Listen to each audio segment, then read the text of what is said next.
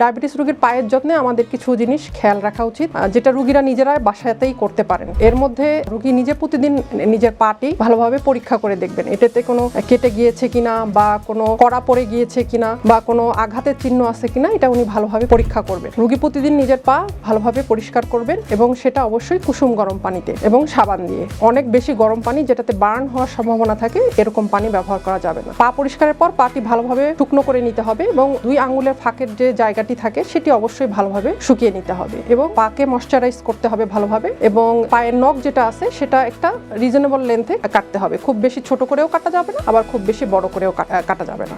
এছাড়া প্রতিদিন যদি মোজা পরা হয় তাহলে প্রতিদিন পরিষ্কার মোজা পরতে হবে এবং প্রতিদিনের মোজা প্রতিদিন পরিবর্তন করতে হবে। জুতো পরতে হবে ঘরে এবং বাইরে 2 জায়গাতেই।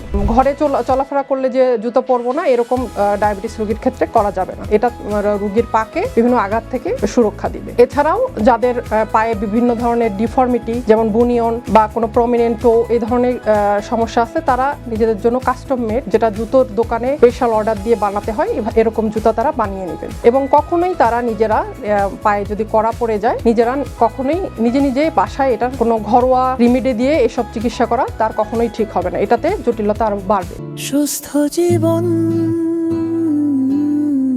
সুন্দর পৃথিবী।